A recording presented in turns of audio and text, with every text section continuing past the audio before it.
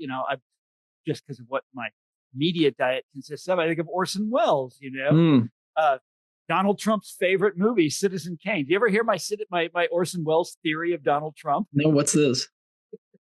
So once a long time ago, Trump was giving an interview. They asked him his favorite movie, and he said Citizen Kane. Citizen Kane was really about accumulation. And at the end of the accumulation, you see what happens, and it's not necessarily all positive. Maybe wealth isn't everything, because he had the wealth, but he didn't have the happiness. And everybody just assumes that means nothing, because he's always like, what is the best movie? What is the thing I've heard of? I like. That's the one I like. Whatever's the number one, the top movie of all time. And critics always say Citizen Kane. And so, of course, he says that too. But go and watch Citizen Kane sometime on a big screen TV, and the resemblances between Kane and Trump are uncanny. The table getting larger and larger and larger, with he and his wife getting further and further apart as he got wealthier and wealthier. Perhaps I can understand that. So this whole thing, like when Kane is running for office, he's running for governor of New York, and they have his name in huge letters behind him.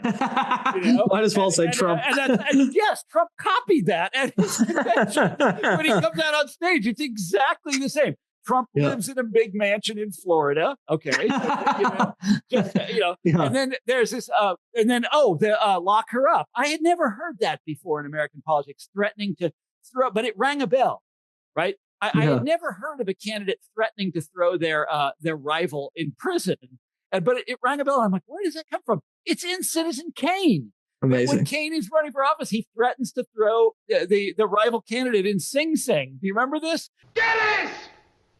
I'm going to send you to Sing Sing! Sing Sing, Dennis! And it causes the rival candidate to go crazy and drum up a scandal and defeat him. And then the last one. So when Kane loses, right? So he has a scandal, a sex scandal, and he loses. And Kane owns newspapers. This is what he does for a living. He's supposed to be like a William Randolph Hearst kind of character. And the newspaper crew, they're down in the press room, and Kane is losing the election, and they're trying to decide which headline to run. And they lift up both of them. And the first one says, Kane triumphant or something like that. And the other one says fraud at polls. With a million majority already against him, and the church count is still to be heard from, I'm afraid we've got no choice. This one?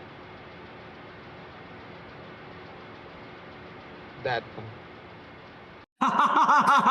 It's like, no, it's Donald Trump right down the line. And then the narcissism. So I didn't realize this until I saw it the other day on a big screen TV, that you can get now, these giant TVs.